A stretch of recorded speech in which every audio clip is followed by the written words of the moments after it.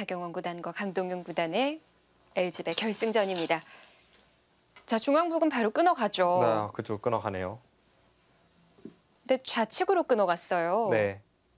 우측으로 끊었을 때에는 백도 우측으로 받고 그 이후에 전체 백돌에 대한 공격이 박영원 구단은 자신이 없었던 겁니다. 네. 그럼 그냥 두 잔만 제압을 하고 하변과 좌변의 흑도를 오히려 반대로 박영원 구단이 버텨가겠다라는 건가요? 네, 지금은 그런 생각인데요.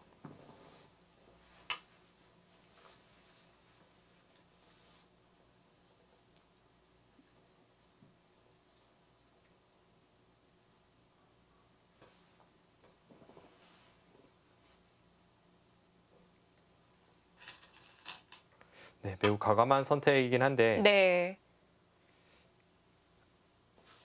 일감으로는 백이 불만이 없어 보입니다.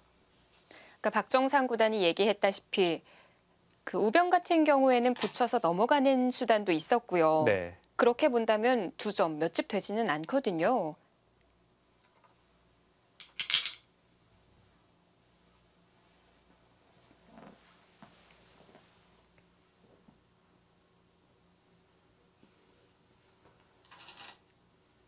자, 잡는 정도로 만족이라고 보나요, 박영원 구단?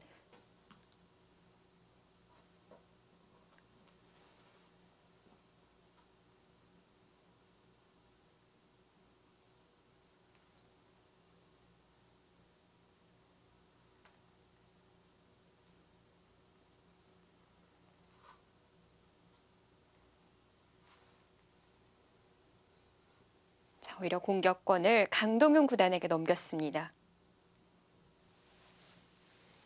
사실 좌변과 하변이 약하기는 하지만 상당히 넓어요. 어디서부터 가야 할지 모르겠거든요. 네, 그리고 박영원 구단이 한 가지 믿는 구석은 이 하변 쪽에 호구 쳐서 넘는 수법이 있다는 겁니다. 바로 넘어가나요? 막으면 이쪽을 끊어서 이제 백이 중앙 쪽에서 강력한 공격을 해오면 이런 넘는 수가 있는 것과 없는 것은 천지차이죠. 그렇네요.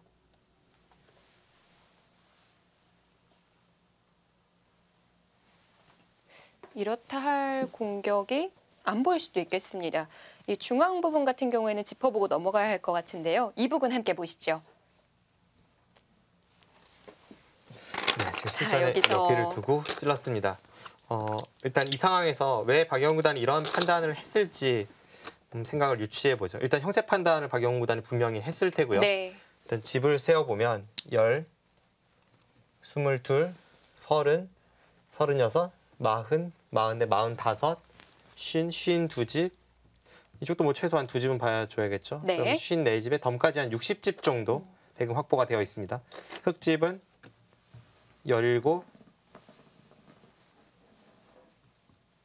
2선까지 봤을 때 한 37입니다. 그러니까 집은 지금 제가 이 정도로 계산을 했고요. 네. 여기까지 37, 뭐 이 정도까지는 흑이 제압했다고 보고 36, 39, 40, 42, 43. 아직도 17집이 모자라요? 네, 지금 집이 없습니다. 확실히 여기까지 진행은 강동 구단이 좀 성공적인 것 같아요. 네. 박영원 구단이 애초에 이 들여다본 수를 통해서 뭔가 모양을 정리하긴 했지만 처음 설명드렸던 대로 이 양쪽의 백도를 양분시키면서 공격을 가지 못했거든요. 네. 그런 만큼 백이 좀 편한 흐름으로 보이는데 약간 집으로 불리하다는 것도 실전에 이 강수를 선택하는 데 일조를 한 것 같습니다. 그래서 균형을 맞추기 위해 두 점을 잡은 거군요. 되고 네, 정수인지까지는 모르겠습니다만 지금 제가 형세 판단을 해보니까 이런 선택을 했다는 것이 납득이 되네요. 네, 여기서 이 부분을 끊었는데 이쪽은 왜 안 되는 거였을까요? 일단 이쪽을 끊으면 앞서 설명드린 대로 여기를 두고 이렇게 두는 것까지는 이렇게만 될 것 같고요. 두면 나중에 여기까지 선수가 되거든요. 이제 이 진행을 하고 나서 네. 백도 여기서 손을 빼고 이쪽을 허용할 수는 없을 것 같고요. 중앙을 받아야 합니다. 이 대마 괜찮은가요? 이때 이 사활을 봐야 될 것 같은데 사활은 한눈에는 좀 판단이 어렵긴 어렵네요. 네. 이제 백흑이 최강으로 잡으러 가면 여기를 두고 이렇게 늘어서 잡으러 가는 진행이거든요. 네. 이렇게 된다면 이쪽에 백집이 날 것 같지는 않고요. 이 부분에서 백이 한눈을 확보할 수 있는지를 봐야 될 것 같습니다. 그 과정에서 뭐 이런 곳은 다 선수인 네, 거죠? 선수가 될 테고 백은 뭐 이렇게 제압을 하나요? 선수가 될 테고 이쪽을 봐야 되는데 일단 흑의 입장에서 가장 신경 쓰이는 부분은 여기를 젖히는 수입니다. 끊으면 그때 뒤로 이어서 네. 이제 백이 이쪽을 준동하는 뒷맛이 있고 이것과 여기서 한 집 내는 것을 이제 맛보기로 가는 거죠. 이것은 얼추 살아있는 형태로 보이고 흑도 계속 버틴다면 네. 하나 끊어두고 이제 이쪽을 어딘가 와서 버텨야 되는데 넘어가는 것도 있으니까요. 네. 근데 이건 뭐 서로 한 치 앞을 알 수 없는 싸움으로 가겠네요. 이 진행이 일단 박영구단 좀 흑에게 위험한 선택이 될 수 있다고 본 것 같습니다. 네. 그리고 그 과정에서의 수순을 다시 한번 보죠.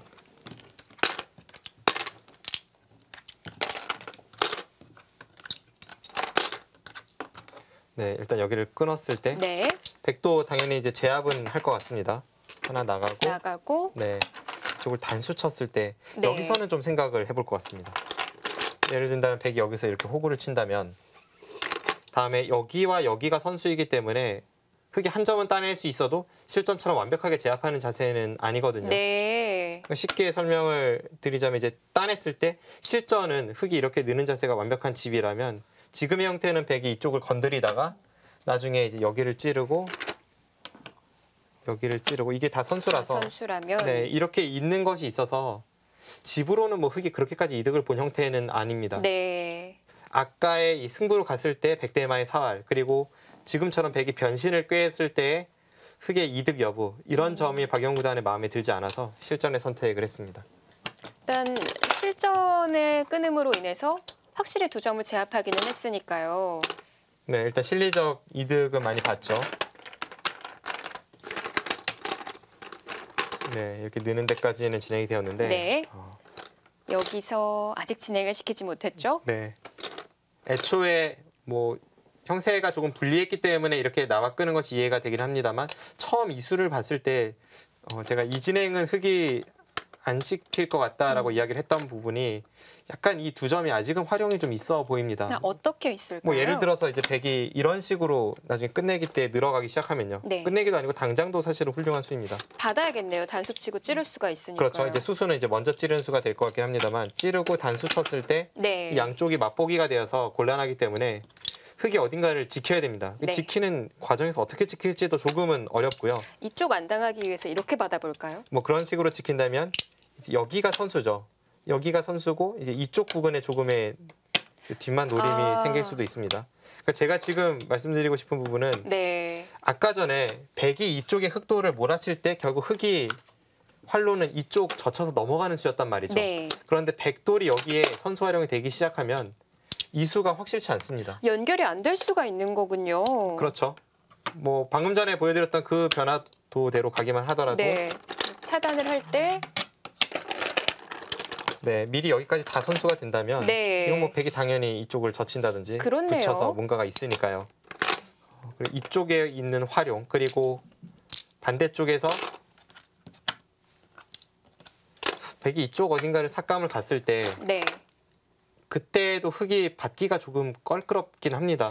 이 정도로 그럼 받는다면 나중에 이제 이런 식으로 끼워서 백이 정리할 수도 있고 아니면 그냥 젖혀도 이런 자리가 단수로 막혀서요. 이제 여기가 단수가 선수이기 때문에 흑이 행마를 마음 편히 할 수가 없는 겁니다. 네. 그래서 이쪽에 좀 당하는 뒷맛 이런 것을 다 생각해보고 또 애초에 넘어가는 수가 원래 있었다고 본다면 과연 이렇게 끊는 것이 큰 이득이 될까 싶은 그런 감각적인 판단은 들었습니다. 네. 그래도 확정가만 볼 때는 아까와 비교했을 때 균형이 맞기는 한 거죠. 뭐 아무래도 아까 제가 계산했을 때 17집이 부족했는데 흑집을 이렇게 교환이 돼서 여기까지만 셌으니까요. 흑집이 늘어난 것은 어마어마하긴 합니다. 10집에 한 20집은 늘어났어요. 네. 그런데 이제 그 과정에서 백이 두 텀을 얻었고 이 두 텀을 중앙 쪽에 어떻게 활용할지 아무튼 지금까지의 흐름은 강도현 구단이 좀 우세해 보입니다. 네. 자, 강동윤 구단이 장고가 이어지는데 다음 수 어디로 두어갈까요?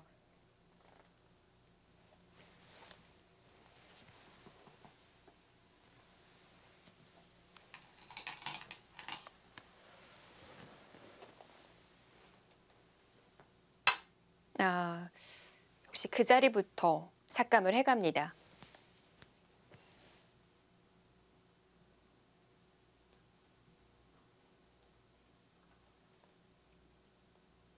이런 생각일지도 모르겠네요. 여기를 먼저 삭감을 가서 이런 식의 교환을 시키고 그 다음에 이쪽으로 활용을 하고, 왜냐하면 이쪽을 먼저 활용했다가 흑에게 이 부분을 허용을 하면 이제는 흑이 여기를 뭐 끊는다든지 더 강하게 들 수 있었잖아요. 그래서 양쪽을 모두 활용하기 위해 이런 식의 진행을 시키고, 지금은 뭐 흑이 이쪽을 받거나 하면 이 상태에서 중앙을 건드리면서 두터움을 활용하는 방안을 생각해 볼 것 같습니다. 이 진행은 양쪽을 모두 당했기 때문에 박영훈 구단이 좀 피하고 싶은 진행입니다.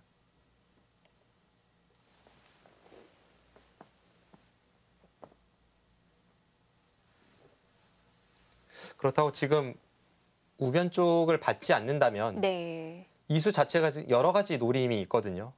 하나는 여기를 잇고 이렇게 올라서는 노림이 있고, 그때 이 백의 자세가 괜찮죠. 네. 또 하나는 다음에 여기를 들여다봤을 때 흑의 행마가 아주 괴롭습니다. 이쪽을 밀자니 안에서 단수치고 뚫어서 단번에 수가 나고, 그냥 이어서 받아야겠네요. 그냥 이쪽을 이어서 받는다면 모양이 뭐 당장 백이 교환은 시키지 않겠습니다만 나중에 이렇게까지 되는 자세라서 예. 뭐 이쪽을 끝까지 들어온다든지 했을 때, 아니면 지금 하나만 교환해두고 이쪽을 가도 꽤 통렬해 보이고요. 이 부분에 손을 빼기에는 뒷맛이 아주 고약합니다.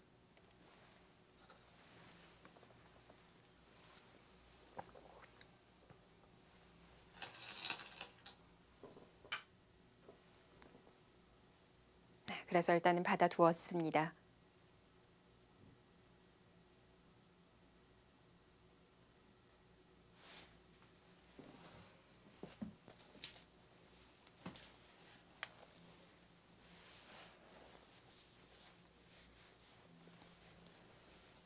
이제 우하 쪽도 바로 결행을 할까요? 강도현 구단도 어느 타이밍엔 빨리 이쪽 교환을 시키고 싶긴 합니다. 단지 너무 빠르게 교환을 시키는 것은 아직까지도 약간 활용이 남아있는 이쪽의 뒷맛을 없애는 그런 의미도 있기 때문에 네. 이제 그 부분에서 좀 고민은 되죠.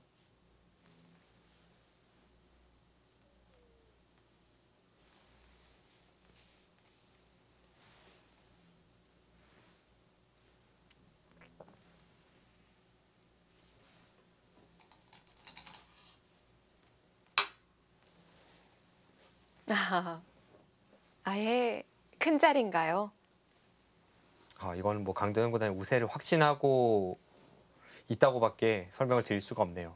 어딘가 공격 갈 줄 알았거든요. 그리고 지금 흑이 이렇게까지 단단하게 지켰으니까 네. 이제는 있는 것을 노리긴 좀 어렵다고 보고 이쪽을 먼저 이어서 여기서마저 흑이 손을 뺀다면 당연히 이 있는 수를 노리고요. 흑이 이쪽 부분을 받아준다면 이 교환 자체가 집으로 꽤나 득이라는 겁니다. 일리가 있네요. 냉정한 선택으로 보여요. 지금 이쪽에서 흑이 집으로 따라잡긴 했지만 이런 부분을 선수로 당한다면 집으로도 강도현 구단이 해볼 만해 보입니다. 확실히 바둑은 백이 우세합니다. 그냥 받아주고 싶지 않은 게 사실 한 점 따내는 정도까지는 흑에 걸리지 않을까 싶었어요. 이쪽이요? 네. 이쪽을 끊어 잡는 것은 원래는 흑의 권리였죠. 그런데 지금까지는 이곳을 교환할 시간이 없었고요. 그러다 보니까 이제 역으로 이쪽을 찔러 들어갔는데 이 수가 냉정하면서도 좋은 선택으로 보입니다. 네. 참 깐깐하게 두어가네요.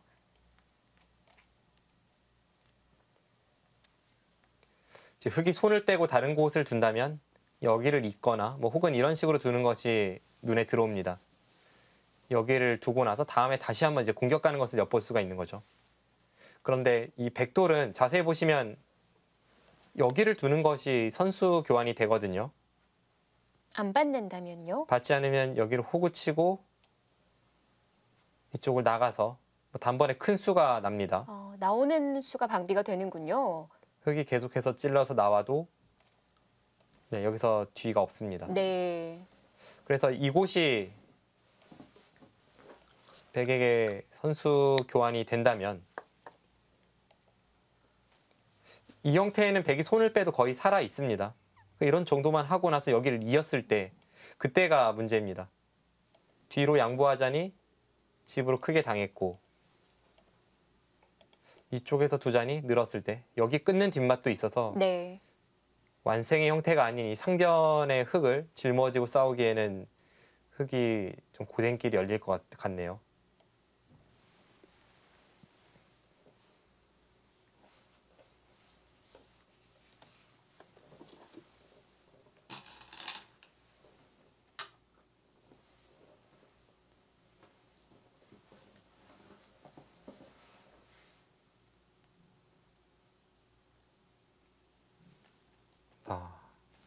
네, 박영훈 구단도 묘한 타이밍에 찔러 들어갑니다. 이곳에 백돌이 있기 전에는 여기를 먼저 교환시키기가 조금 아까운 의미가 있었어요. 여기를 끊어잡는 것이 혹시 후수로 변할 수도 있고 그래서 백이 이을 때 찔러 들어간 것은 타이밍은 좋습니다.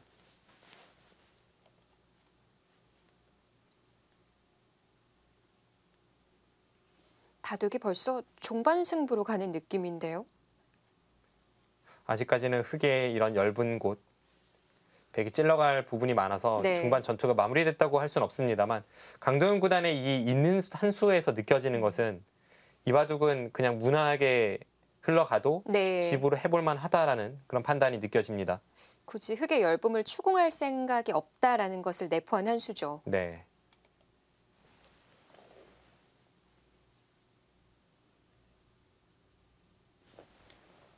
지금은 이 수도 타이밍은 좋지만 강도현 구단이 여기서 받지 않고 그냥 반발하는 것도 생각을 해볼 수가 있어요. 제가 백이고 만약 속기전이었다면 이미 이곳에 돌이 가 있을 겁니다. 그만큼 일가민찰이군요. 이렇게 하고 나서 다음에 끊는 것을 보면 흙이 이쪽을 건들 시간이 있는지도 좀 의문이거든요. 흙은 결국 이런 식으로 받아야 될 것 같은데 뭐 여기까지도 기분 좋은 선수 활용이 될 것 같고 네, 나중에 끝내기에 있어서도 아직까지는 이런 곳에 건너붙여서 끊으면 여기를 돌파하는 것과 이쪽 단수를 볼 수 있기 때문에 네. 흙에게 괴로운 자리가 좀 많아 보입니다. 한 번 더 받았는데도 우변의 자세가 그리 좋지가 않네요. 네. 박영구 구단이 이쪽을 끊어서 102점을 제압하긴 했지만 이런 자세는 원래 좀 뒷맛이 나쁜 자세입니다.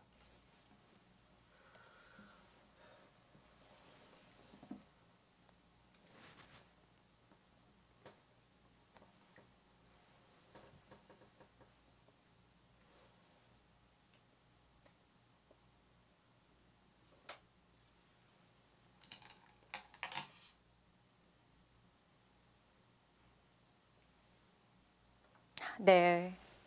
역시 바로 움직여 갑니다. 네. 강도현 구단이 그곳을 노리고 여기를 이었는데 상대가 받지 않았으니까 당연히 떠오르는 자리였고요.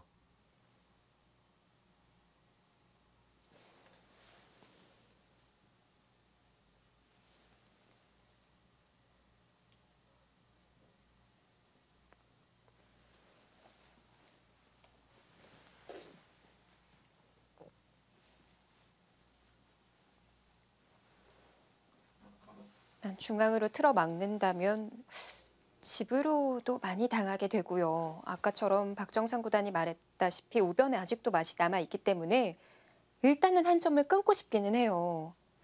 그런데 여기를 끊으면 올라섰을 때 흙이 가장 먼저 여기 끊는 뒷맛을 좀 염려해야 되고요. 네. 왜냐하면 앞서 설명드렸다시피 여기를 건너붙이면 끊었을 때 뭐 웬만하면 이런 식으로 진행이 되는 형태라서 이쪽 끊는 게 단번에 뒷맛이 고약하죠. 그리고 이 교환이 없을 때는 바로 순회로 가는 것도 만만치는 않습니다. 아무튼 그런 형태라서 여기로 올라섰을 때 이 두 칸 사이를 네. 흙이 노리기가 좀 어렵습니다. 어딘가 코 붙이거나 하는 그런 수단이 없을까요? 여기를 끊으면 항상 최소한 이렇게 돌리는 것은 선수라서 이쪽 두 칸 사이를 노릴 수는 없죠. 이 두 칸 사이를 노릴 수 없다면 결국 이쪽으로 탈출해야 된다는 뜻이고 네. 그 순간 흙이 오히려 짐을 하나 더 안고 싸우는 느낌이 듭니다. 또 이렇게 흐름이 되다 보면 좌상을 갈 시간은 더더욱 없어지고요.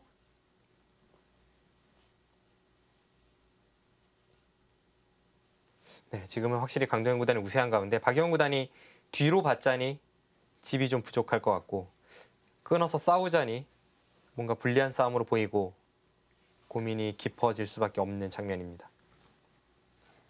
이렇게 바둑이 우세한 흐름이 되기까지 흙이 어디가 문제였을까요?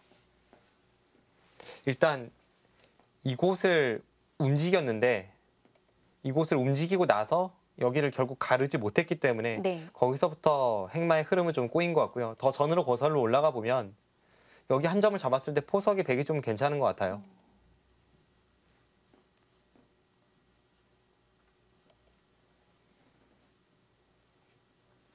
또 포석이 괜찮은 것 같다고 봤을 때 더 돌아간다면 패싸움의 바꿔치기가 백이 좀 낫다.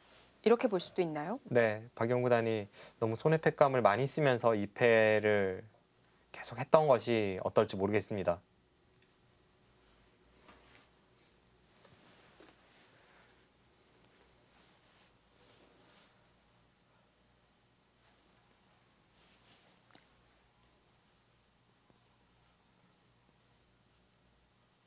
이번 LG배 8강전에서 강도현 구단이 커제 구단을 잡았을 때 이 많은 한국 바둑 팬분들이 청량감을 느끼셨죠. 네, 시원했죠. 네.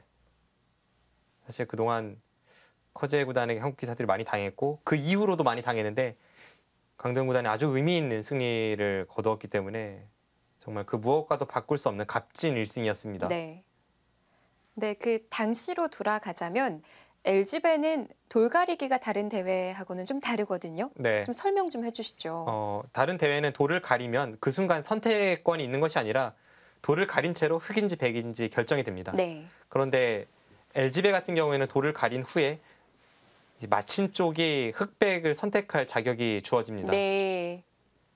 그런데 강도현 구단과 커제 구단이 이제 8강전에서 만났을 때 커제 구단이 맞췄음에도 불구하고 자신의 100번 필승 그것을 선택하지 않았죠. 네. 흑을 선택했고 그래서 그것이 고의냐 아니면 뭐 착각이냐 이것에 대해서 말이 많았는데 뭐 지금까지의 결론은 착각으로 밝혀지고 있습니다. 네.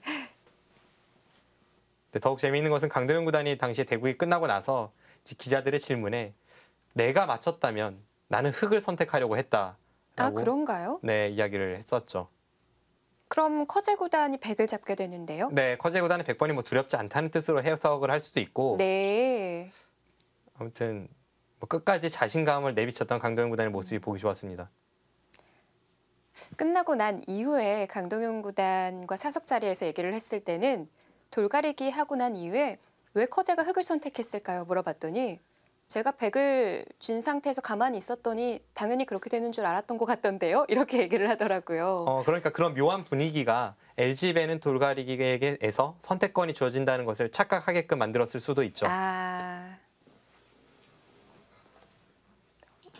우승 경험이 많기는 하지만 세계대회에서 모습을 비춘 지는 얼마 되지 않았거든요. 네, 뭐 그런 것도 있을 것 같고요. 자, 박영훈 구단 결국 중앙을 막았습니다. 어쩔 수 없는 선택으로 보이긴 한데 그래서 이런 식으로 됐을 때 박영훈 구단이 이 집의 불리함을 따라잡을 수 있을지 지금까지는 강도현 구단의 흐름이 괜찮아 보입니다.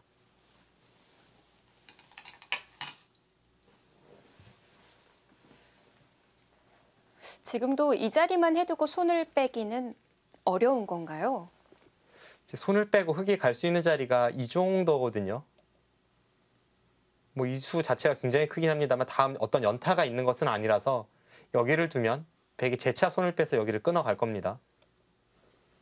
이때 흑이 이 4점을 포기할 수도 없고 네. 그렇다고 한 점을 잡으면 네, 돌파를 당하면서 이쪽의 흑돌이 뭐 거의 잡혔다고 봐야 되고요. 이건 나와봤자 씌우면 더 이상 갈 곳이 없습니다.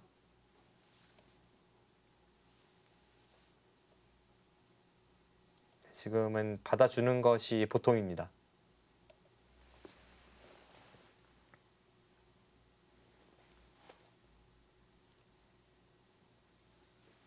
앞서 이야기하던 이 커제 선수에게 강동윤 선수가 승리를 거둔 것에 대해서 좀 더 덧붙이자면 정말 의미 있는 일승인 것이 제가 조사한 바에 의하면 커제 구단이 세계대회에서 36승 7패를 2015년에 기록을 했는데요.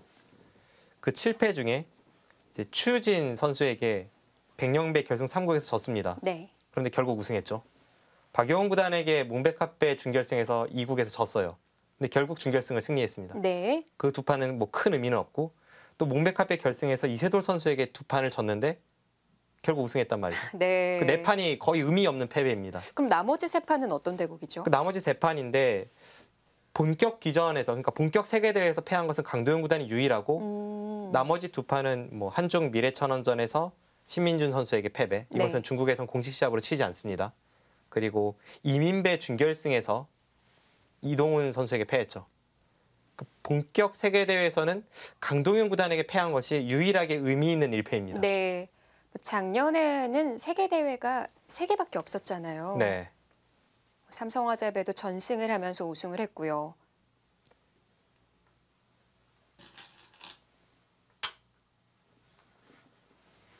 자, 인내의 한수입니다. 박영훈 구단은 워낙 후반이 강하기 때문에 이런 식으로 참고 견디면 결국은 나에게 흐름이 한 번쯤 다시 온다라고 믿고 있을지도 모르겠습니다. 자, 결승 3번기 1국. 어느덧 중반이 거의 정리가 되어가는 느낌인데요. 이제부터의 바둑 어디서부터 흘러가게 될까요?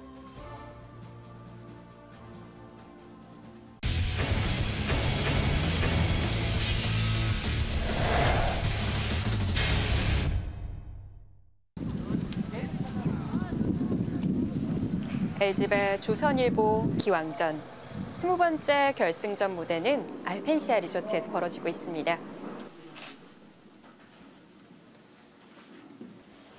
강동윤 구단과 박용훈 구단의 결승전 경기 무대.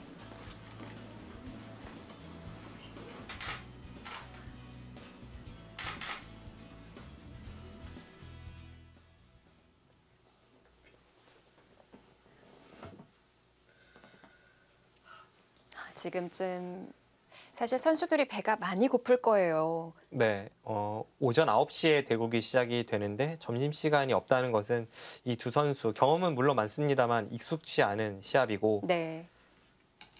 그런 면에서 약간 컨디션 관리를 좀 더 신경을 써야 될 것 같습니다.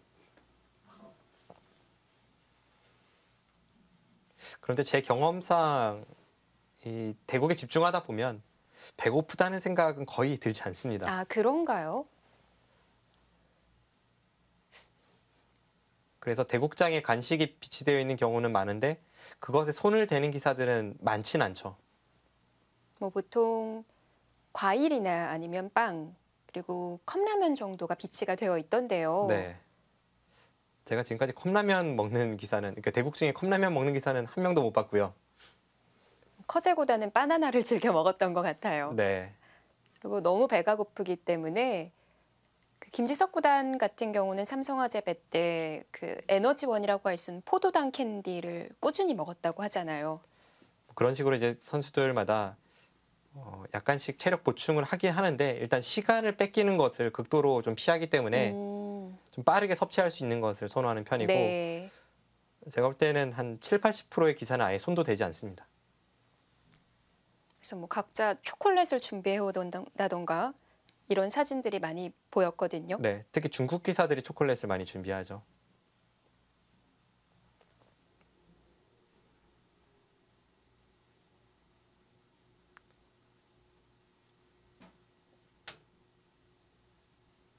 네, 지금 들여다본 수까지는 100의 권리입니다. 이곳은 이어야 될 것 같고요. 여기서 강도현 구단이 어떤 흐름을 이끌어낼지가 좀 궁금합니다. 100이 그냥 이런 식으로 받아주고 나서 흑이 이쪽을 지킬 때 끝내기 승부로 가면 약간 100이 재미있는 가운데 끝내기 승부로 돌입을 하게 되고 이 장면에서 강동현 선수가 먼저 주도권을 쥐기 위해서 이쪽 부근을 공격을 갈 가능성도 있습니다. 앞서 설명드린 이런 부근의 선수 활용을 통해서 그쪽을 통해서 이 부근의 뒷맛을 노리면서 동시에 이 젖혀서 넘어가는 수를 없앨 수만 있다면 네. 그때는 백의 선공이 굉장히 통렬해 보입니다. 확실히 흐름은 강동윤 선수인 백 쪽인 것 같은데요. 네. 강동윤 선수 그렇다면 네, 흑 쪽에서는 어떻게 좀 흔들어 가야 할까요?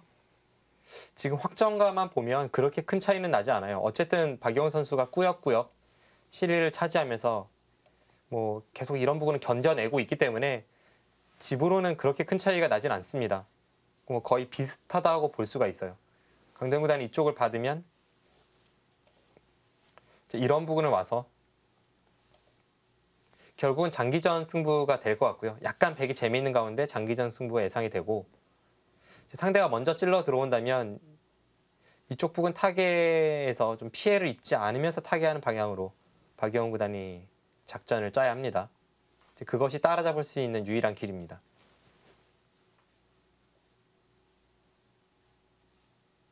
확실한 관건은 하변 중앙이 되겠네요. 네, 그렇죠. 사실 이 돌이켜보면 강동윤 선수도 바둑이 우세하다고 판단을 했기 때문에 여기 있는 수를 선택을 했는데 지금 이수와 이수의 교환이죠. 만약에 이 부근에 성공을 가할 거라면 이 교환은 득은 없습니다. 그래도 이 3점 흑의 생사에 대해서 아무래도 여기 있는 흑돌이 여기 있는 백돌보다는 좀 더 도움을 주기 때문에 네. 그런 면에서 공격적으로 갈 거라면 이수보다는 먼저 공격을 가는 것이 더 좋았을지 모르겠습니다.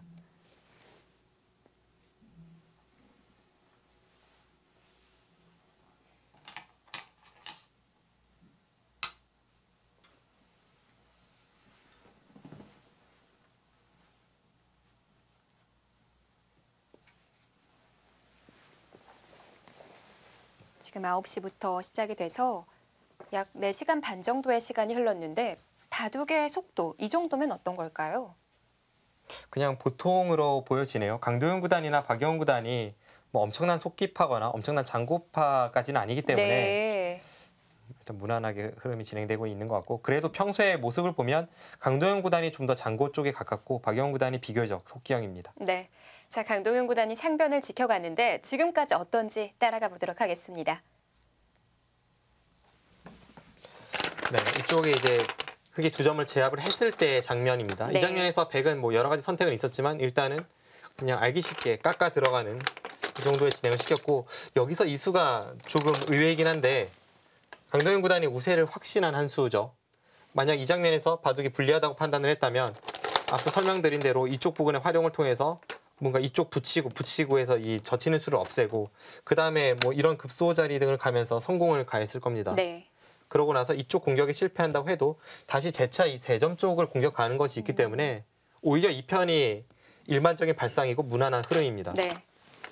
실전은 여기를 이어서 쉽게 국면을 정돈하겠다는 뜻을 내비치고 있어요. 만약에 여기를 지켜주었다면 그렇게 강렬하게 공격했을 것 같지는 않고요. 이수로 봐서는 그냥 쉽게 뭐 이런 곳을 들어가서 실리로 득을 보면서 이제 공격하는 자세를 취한다든지 네. 뭐 그런 식으로 정리하는 쪽을 선택을 했을 것 같습니다. 박영훈 구단도 흐름이 좋지는 않기 때문에 여기까지 두면서 지금 버티는 흐름을 만들어내고 있고 네. 이렇게 막을 수밖에 없었죠. 네, 대신에 이쪽을 당한 것은 어쩔 수 없는 흑의 선택입니다. 여기까지 당했고요. 네, 여기서도 이제 백이 먼저 공격을 갈지 이쪽을 받을지 두 가지 선택이 있었는데 네. 확실히 강도현 구단은 지금 이수도 그렇고 계속해서 흐름이 좋다는 것을 상대에게 내비치고 있거든요. 물론 상대가 어떤 판단을 했다고 해도 박영훈 구단이 흔들린 형세 판단은 아니고 분명 자신만의 형세 판단을 하고 있을 걸로 보입니다만 네. 지금까지의 흐름은 약간 백이 편한 흐름으로 보입니다. 그래도 지금 이제 집의 균형이 맞는다면 흑이 선수를 잡았기 때문에 중앙으로 올 수가 있거든요. 네, 일단은 이 부분이 가장 먼저 눈에 들어옵니다. 이렇게요. 그쪽을 어떻게 갈지는 좀 어렵습니다만 일단 일감은 뭐 이런 식의 지키는 수가 눈에 들어오고요. 네. 한번 형세 판단을 해볼까요? 대략 직계산을 해보면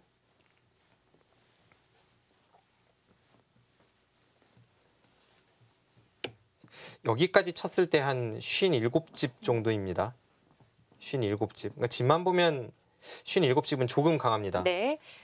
나머지 부분이 좀 애매하긴 네, 해요. 애매한데요. 대략 흑집은 한 60집 정도 이제 그 정도 봐줄 수 있겠습니다. 네. 이 100은 부분이 석집 정도밖에 안 되는 거군요. 일단 100이 먼저 성공을 가하는데 이런 자리는 100이 두면 100집이죠. 아, 지금도 갈 수가 있어요. 지금 여길 가면 거의 선수로 100집이 나는 자리이기 때문에 거의 집으로 치기 어렵고 네. 이런 쪽도 여길 가고 찌르고 젖히고 뭐 집이 날 것 같지는 않습니다. 대략 흙집은 한 60집 정도 봐주고요. 100집은 여기까지 20집, 30, 35, 36집 정도. 여기 약간 애매합니다. 네. 36, 40, 50, 55집, 56집, 56집 정도는 날 것 같습니다. 그리고 덤인데요. 네, 역시 집으로도 100이 부족함이 없죠. 지금은 60대 56인데 100선에 덤이 있고 아, 백선이어서. 네, 확실히 바둑은 100이 편해 보이네요. 네. 그럼 이 정도는 안 되겠어요. 그런데 지금 이쪽에 약점을 남겨두고 나서 뭔가를 진행시키기가 흑도 쉬워 보이진 않습니다. 여기는 선수가 안 될까요? 거기를 두면 100이 받아주진 않을 것 같은데요. 이쪽을 받진 않을 것 같고 네. 일단 이쪽 부분에 뭔가 성공을 가하겠죠. 그리고 이쪽 부분이 사실 집으로만 봐도 작은 자리는 아니기 때문에 네. 역시 네, 이쪽을 선택을 합니다. 두어 가긴 했는데 꽉 이어서 뒀습니다. 오히려 이게 깔끔하다고 봤군요. 이수가 좀 더 강한 선택일 수 있습니다. 어차피 다음에 찝는 것이 선수라서 네. 있는 수가 이 백돌에 대한 압박은 확실히 더 강도가 있죠.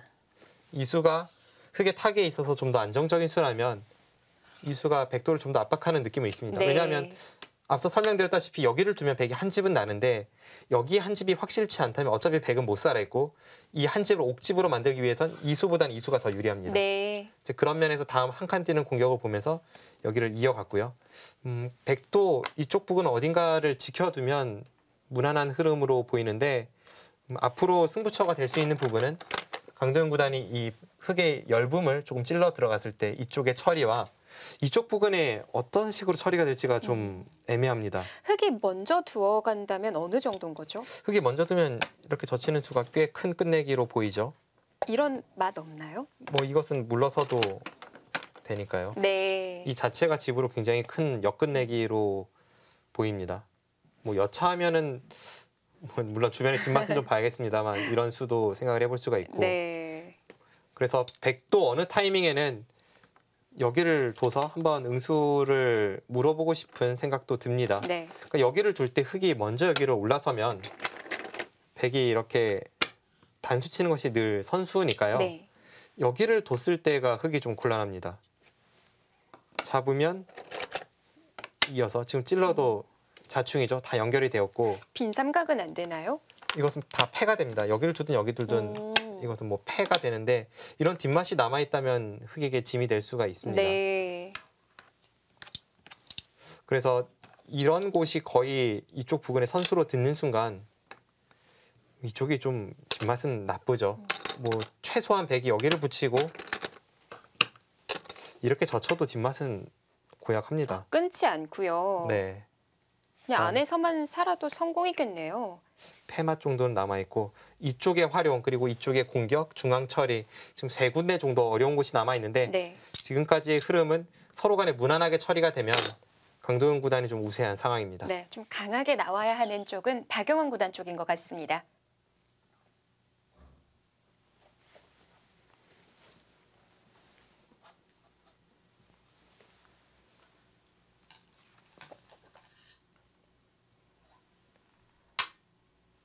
역시 쉽게 두어가죠. 그 자리는 백이 두지 않는다면 1,000원에 한 칸 뛰는 곳이 워낙 좋기 때문에 눈에 확 들어오는 자리였고요.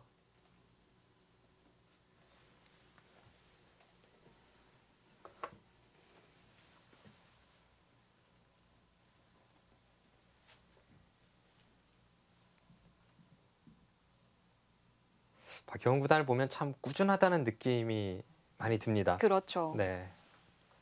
이 선수가 뭐 기풍 면에서도 상대적으로 그렇고 뭔가 이렇게 화려한 스타일은 아닌데 뭐 굉장히 롱런하는 선수입니다. 그것도 적당한 롱런이 아니라 최정상권에서 아주 좋은 모습 많이 보여주죠. 네.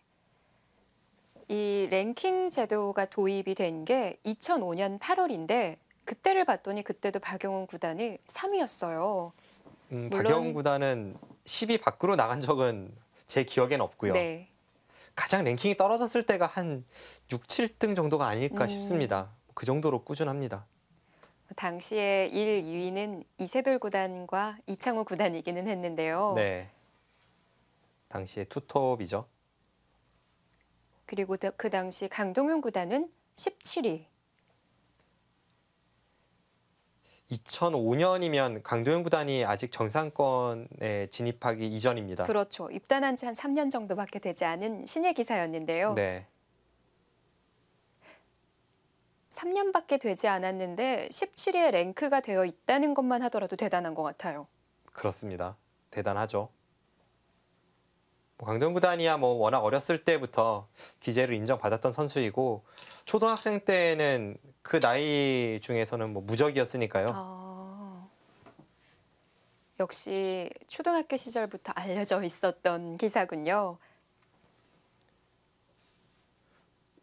박정상 구단이 자주 얘기하잖아요. 박영훈 구단이나 원성진 구단이 유치원 시절부터 알았다. 네, 그렇죠. 제가 원성진 구단과는 예전에 1990년에 전국대회 유치부 4강전에서 만난 적이 있었고 박영훈 구단은 제가 유치원생일 때는 몰랐는데 한 초등학교 2학년쯤부터는 알고 지냈습니다. 네. 그리고 93년 제가 초등학교 3학년이고 박영훈 구단이 초등학교 2학년일 때부터는 같이 이제 연구생 생활을 했었고요.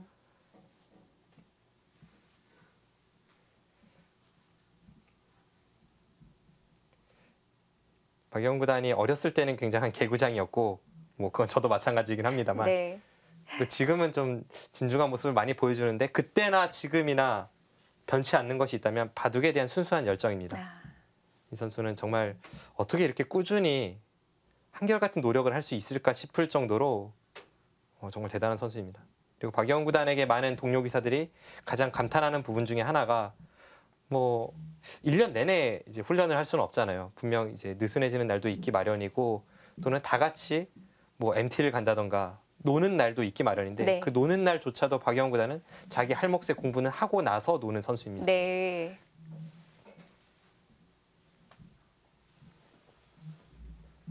특히 이런 정상권 기사들이다 보면 뒤에서 부모님들이 많이 도와주시잖아요. 박영훈 구단이 하루 나봐야 하는 기보를 아버지가 항상 꾸준히 이제 기보를 인쇄를 해주셨다고 하던데요. 네, 박영훈 구단 뭐 부모님의 뒷바라지로 유명하죠. 그런 식으로 바둑에 집중할 수 있는 환경을 어렸을 때부터 조성해 주셨고요. 네. 네, 그건 강동윤 구단도 마찬가지입니다. 네, 사실 프로 기사라면 누구나 다 그런 이제 환경적 혜택은 받다고 볼 수 있습니다.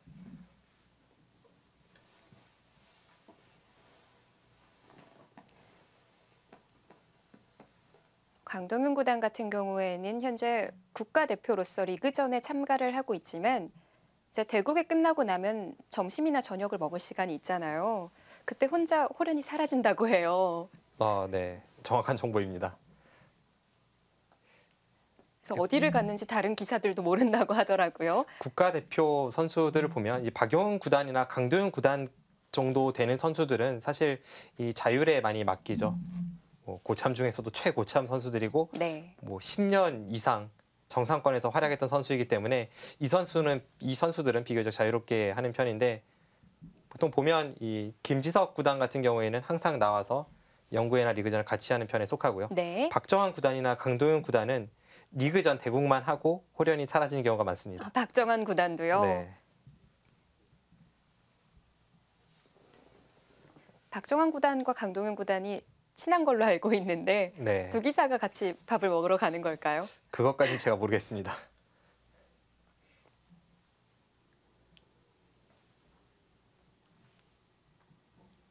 박영훈 구단은 국가대표 리그전엔 참가를 하고 있지 않고요. 개인 연구실을 열어서 마음에 맞는 동료들과 매일같이 훈련하는 것으로 알려져 있습니다.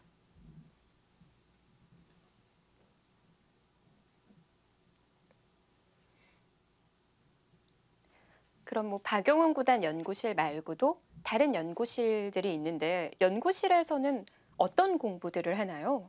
보통 이 리그전 대국을 벌이기도 하고요. 네. 뭐 리그전이 아니라도 연습 대국을 벌이기도 하고 사실 바둑에서 특히 프로들이 연습하는 것은 어느 연구실이든 국가대표조차도 다 똑같죠. 네. 사활 풀고 최신 기보 연구하고 최신 포석 형태에 대해서 같이 연구하고 또 연습 대국하고 네.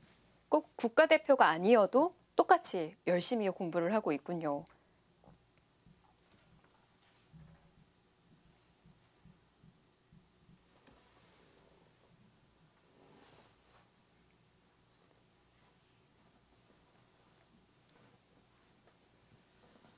네, 지금 좌상귀에 박영 구단이 2선 입구자를 갈 때 틀어 막은 수도 네, 제가 볼 때는 계속 강동희 선수가 우세를 확신한다고밖에 보이지 않습니다. 지금 이수, 네. 네, 다 이수죠. 받아주는 쪽이죠. 네, 이수. 뭔가 먼저 성공을 가한다거나 날렵하게 또 민첩하게 행마를 하는 것이 아니라 그냥 가만히 앉아서 국면이 마무리되길 기다리는 그 우세한 자의 손길입니다. 네. 강동윤 구단은 좀 비간파 쪽에 속하지 않나요? 그것까지는 잘 모르겠습니다. 강동현 구단이 꼭 비간파로 저는 판단하진 않았었는데요. 대신 이런 이미지는 좀 있는 것 같아요. 항상 대국할 때 특히 속기전에서 워낙 괴로워하는 그런 네. 제스처를 많이 취해서 맞아요. 네, 좀 비간파로 보일 수도 있습니다. 네, 막상 속은 그러지 않을 수가 있는 거군요. 뭐 그렇다고 해서 강동현 구단이 뭐 거짓 제스처를 취했다고 보이지는 않지만요. 네, 항상 그 정밀하고 세심한 그런 수읽기들을 주로 사용을 하다 보니까 머릿속에 굉장히 생각이 많을 것 같아요. 강동현 구단과 대국하는 기사들은 강동현 구단도 머리 아프고 상대 대국자도 머리 아픈 경우 그런 형태가 많습니다. 네. 다른 측면에서 그것은 박영훈 구단도 마찬가지인데요. 박영훈 구단과 대국을 하다 보면 뭐 초반에 싸우든 안 싸우든 최신형이 나오든 아니면 뭐 유행하지 않는 과거의 형태가 나오든 상관없이 결국은 중후반 마지막 승부가 될 때가 많거든요. 그냥 첫 수부터 끊임없이 형세 판단을 해야만 할 것 같아요. 박영훈 구단의 이 끝내기는 워낙 정평이 나 있기도 합니다만 그냥 단순하게 계산이 강하다 뭐 이런 것이 아니라 반집 승부가 되었을 때 뭐 여러 가지 예를 들어서 상대 심리까지 이용을 하면서 이제 마지막 특히 반집 분리할 때 박영훈 구단이 그걸 뒤엎기 위해서 네. 끝내기 수순을 비틀고 또 상대가 생각했던 것을 벗어나서 예. 다른 식의 진행을 시키고 이런 식으로 계속 트는 거에 대해서 대응을 하다 보면 끝나고 나면 정말 진이 빠집니다.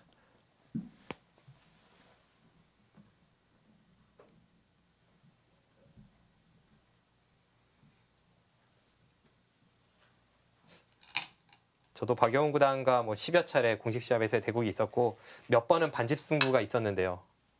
야, 강동윤 구단 그 자리까지 가능한 건가요? 지금까지 계속해서 꾹 참고 있었다면 이 수를 보고 참았는지도 모르겠네요. 보통이라면 2선 부근인데 지금 3선으로 붙여갔단 말이죠. 통하기만 하면 이수가 훨씬 통렬할 수는 있죠. 지금 이수는 호구 치면 치받고 이렇게 넘겠다는 겁니다. 네. 흑이 계속해서 차단하기 위해선 이렇게 두어야 되는데 이건 여기를 끊었을 때 네, 흑이 잡혔습니다. 더 이상의 활로가 없죠. 안 되겠죠. 그렇다고 넘겨줄 수밖에 없나요? 넘겨주자니 또 넘는 자세가 워낙 좋은데다가 네. 흑은 이런 공배 연결을 하면서 상대에게 좋은 자세를 허용하기 때문에 이것은 흑이 견딜 수가 없습니다. 네. 그럼 위로 젖히기는 어렵다는 얘긴데요. 네, 지금까지의 검토로는 4선 쪽에서 호구 치는 것은 조금 어려워 보이고요. 아래쪽 젖히는 수를 봐야 되는데 그때는 여기를 올라서겠다는 거죠. 올라서서 이으면 차단해서 이 세 점이 워낙 집으로 크고요. 흑이 이쪽을 잇는다면 여기를 돌파해서 이건 역시도 꽤 백이 두텁게 처리된 것으로 보입니다. 네. 지금 붙인 수는 상당히 날카로운 한 수입니다. 위아래 그 젖히는 수 말고는 없는 건가요? 다른 건 잘 보이진 않는데요. 여기를 가만히 내려서도 올라서면 여전히 맛보기가 되는 것은 비슷하고요. 이것은 방금 전과 같은 형태입니다. 하나 호구 치고 나서 이렇게 내려서면 위쪽도 방비는 하고 넘어갈 수는 있는데 네. 이 넘어가는 자세가 썩 좋아 보이진 않습니다. 네. 다음에 여기를 들여다보는 것이 활용이 되고 이쪽을 가르고 나갔을 때 흙이 좀 시달림을 당할 수 있는 형태입니다.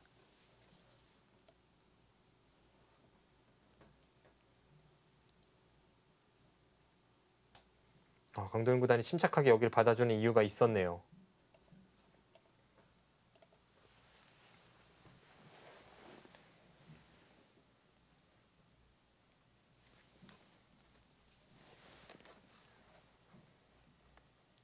백이 우세하다고 보이긴 했습니다만 백에게 3번의 상대의 의도에 따라주는 수가 나와서 이런 식으로 흘러가면 사실 박영훈 구단이 역전을 잘 시키는 흐름이기도 했거든요.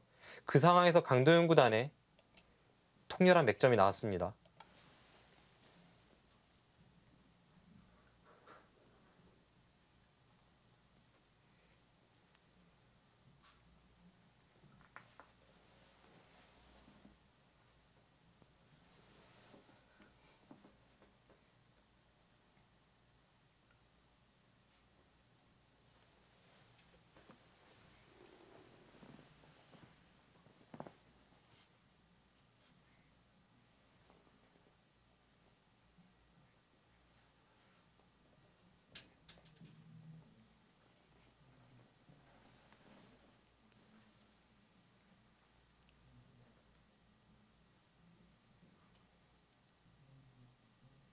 이 부분이 정리가 되고 나면 판이 거의 정리되는 것과 마찬가지거든요. 주어진 시간을 박영훈 구단이 다 활용할 수밖에 없을 것 같습니다.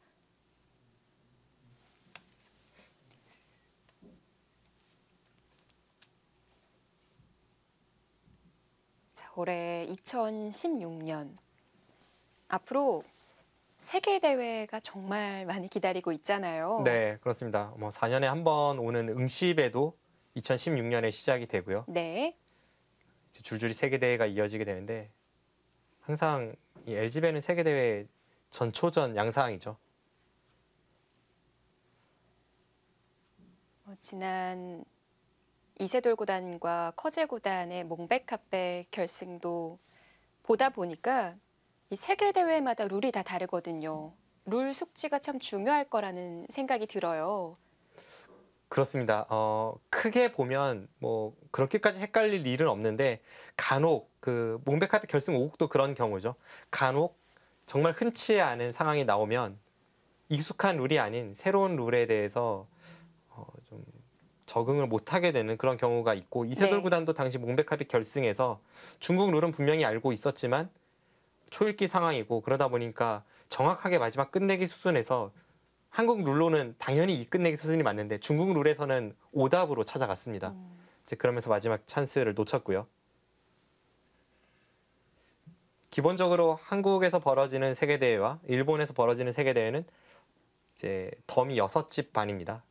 그런데 중국 주최의 시합과 응시배의 시합 같은 경우는 응시배는 대만 주최인데 기본적으로는 덤을 7집 반이라고 생각하면 되고요.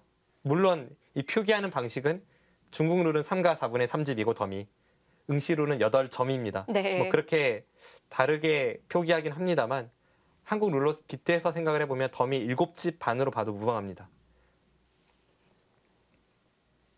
아무래도 바둑 올림픽이라고 불리우는 응시배 같은 경우가 올해 벌어지기도 하고 우승 상금이 가장 큰 대회거든요. 네, 40만 달러죠. 물론 처음에 응창기배가 창설이 되었을 때만큼의 이 강렬한 인상을 주진 못합니다만 그래도 4년에 한 번 열리는 이 바둑 올림픽이라는 의미가 있고 많은 기사들이 가장 우승하고 싶어하는 기전이기도 합니다. 앞으로 강동윤 구단과 박영훈 구단도 출전을 하게 되는데 그런 응시배에 있어서 조금 더 주의해야 할 부분이 있다면 어떤 부분이 있을까요?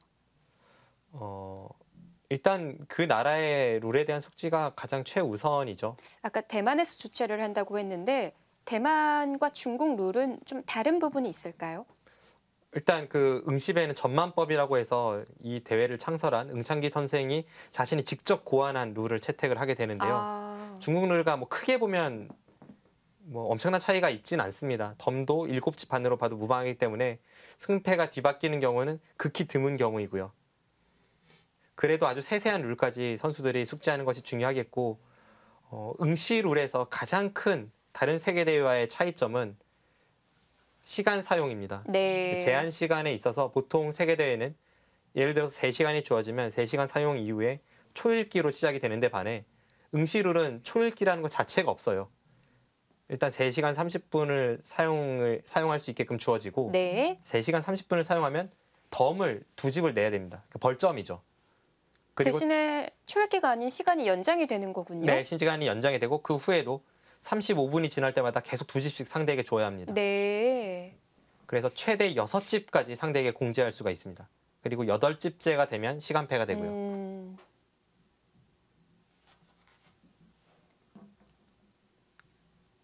응시룰 같은 경우에는 처음에 그 대회를 만들었을 때 당시 중일 슈퍼대항전에서 엄청난 활약을 했던 중국 바둑계의 영웅 네웨이핑 구단이 가장 우승할 수 있게끔 그 룰을 만들었다고 알려져 있는데요. 네. 과거에 네웨이핑 구단이 심장이 약해서 장시간 대국에 조금 불리하게 작용할 수가 있었고 이제 그것을 막기 위해서 초읽기가 아니라 벌점 제도를 만들었다고 합니다. 근데 그런 벌점 제도도 경험이 없다면 어떻게 시간 안배할지 좀 막막할 것 같은데요.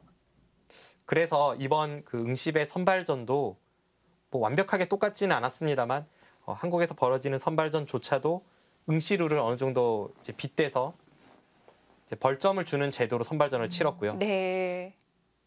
그 선발전 결과 원성진 구단과 강도현 구단이 대표로 선발이 되었죠. 박영훈 구단은 랭킹 시드로 이미 참가가 확정이 되어 있었고요.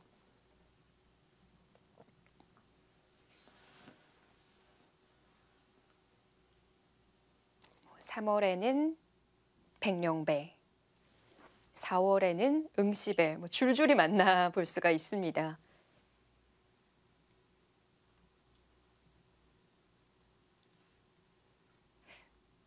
사실 지금까지는 이제 한국 선수인 두 선수가 붙으니까요. LG배 말고는 모두 중국 기사가 가져가고 있거든요. 과거에 중국 바둑계가 늘 했던 얘기가 있었죠. 이창호 구단 때문에 중국 바둑계가 길을 못 편다. 다른 기사는 크게 두렵지 않은데 이창호 구단 때문이다 이런 이야기를 많이 했었는데요.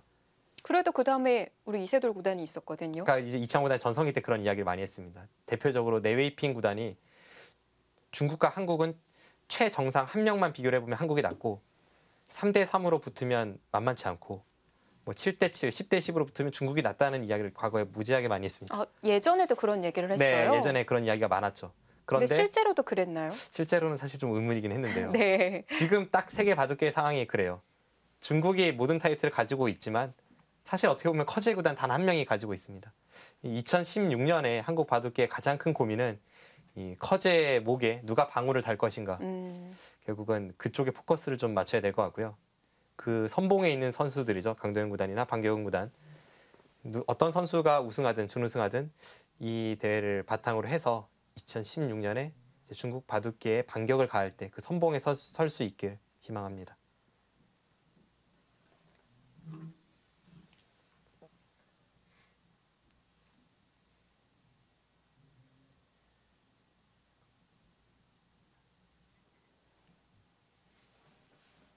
유일하게 우승컵을 한국 선수가 가져갈 수 있는 LG배. 자, 강동윤 구단과 박영훈 구단이 만나 결승 3번기 1국을 펼치고 있습니다. 과연 앞으로 좌변에서의 정리 어떻게 벌어질까요? 저희는 잠시 후에 찾아뵙도록 하겠습니다.